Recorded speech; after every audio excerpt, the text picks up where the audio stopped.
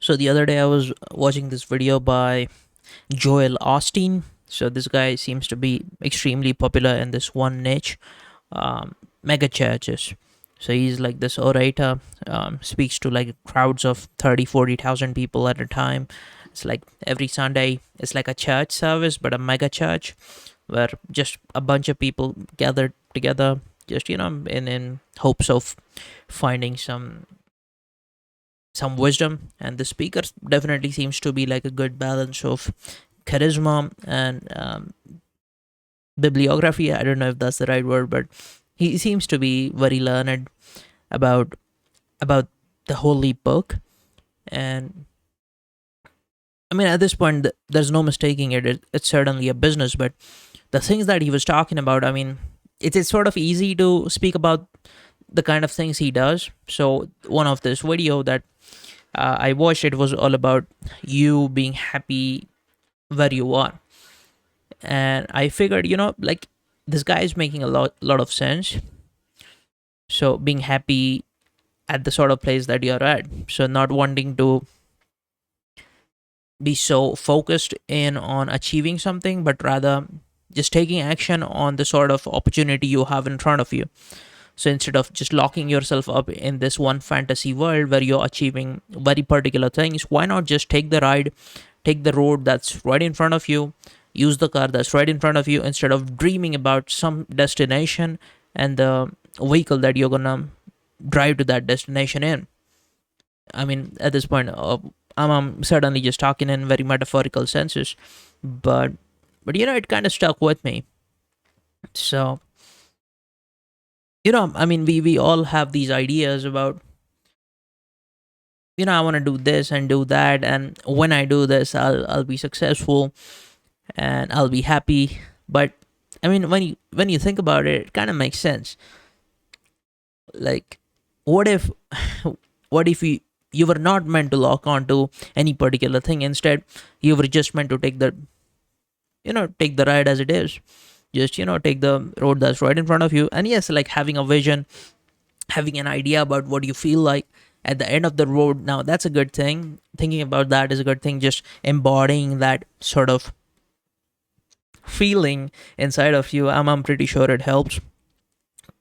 But how you're gonna get there, or if that is exactly precisely the sort of place that you're meant to be now, that's kind of delusion, I think. Although, I mean, I'm not saying delusion is bad. Like, delusion can be very helpful, apparently, according to many people of the internet. They're like, oh, you just have to be delusional in a way to achieve things that regular people don't. And yes, it's good to be delusional in the sense, I think, that you can embody a sense of fulfillment and happiness, and just making it. But then, if you're going to map it out exactly, in a very concrete way, and just be so fixated about it, it almost kills the fun of life, I think. Like, certainty, there's only two certainly excuse me, two certain certainties, apparently. So I don't know who said this, but like, there's like literally just two certainties in life: taxes and death. So I don't know why I find that so funny, but I mean, death is certainly a certainty.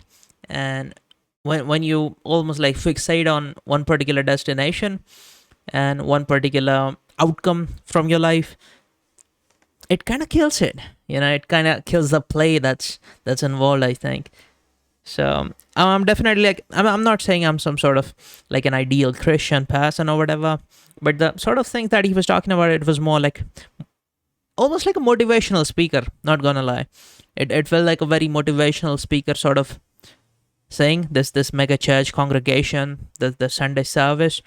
And I don't know, I just feel like this guy maybe has a point. I mean, at this point, I mean, the sort of millions of dollars he has, and the sort of position he is in life, it's easy to say all that, being in a position like that. But it's like, what about people who are not in that position? What about people who can't let go of this notion of making it in life? Like, it's just so hard, when you don't have it.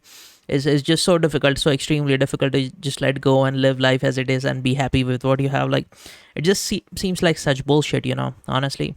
But the guy probably has a point. Um, I mean, I guess I'll find out in 20 years what taking his advice is gonna do me. But yeah, that's what's up. That's what's up. Like lately, I've been kind of lost. Like I'm just taking a bunch of courses recently, just trying to find better employment. Trying to be competent. Like I see all these people on YouTube. They do like heavy editing stuff, and my God, man, the sort of things that people are up to these days, just using AI and making all these commercials and doing this, doing that, making apps, and just having like $100,000 a month income. Like fucking, it blows my mind, man. Honestly, it blows my mind. Like you have to be so competent at something to achieve something like that, man. And I almost feel like, wait, what? Like, how did I get left behind like that? Like shit. Like it's just become so easy to compare yourself to all this that goes around on in the online space, and it's just so easy to feel almost like you don't even belong in this world. It's just this feeling of incompetence, like you don't know anything, like you don't know jack shit, and everybody's ahead of you somehow. Just a very weird, surreal feeling. But yeah, trying to just combat that feeling and trying to be on a good path in life where I can, make something out of myself. The sort of place that I come from, uh, the sort of economic background that I come from. I've already made it quite a far way, and I mean I know for a fact that so many people don't even make it to this. Uh, I at least have a good outlook on life right now. That the sort of open mental space I have, I'm pretty sure not many people can have, especially coming from where I come from. Yeah. Recently, like in the recent past, it's almost become like cool to hate on Indians for some reason. Everybody be just like making videos on how um, Indians are not welcome and such. Like everybody just trying to make fun and almost like a very demeaning sort of sense. I actually don't like that very much. It almost feels attack on an identity. And I'm not saying everybody is like that, but yeah, it's just hurtful to see the sort of things that are going on in life right now, just around you, in the online spaces and such. Excuse me. And yeah, it's a lot to deal with, honestly. And like just to have a place of your own in this world, like that is such an achievement. Like this thing is like my own corner of the internet where I just get to be. Like that was my idea about this thing, to just have a corner in the internet where I could just be, just talk about random stuff, just put it out there. I'm not sure who's gonna watch, and um or what people will watch it for. A sense of connection, I guess. Just relating, just watching someone transform. Like it's so weird.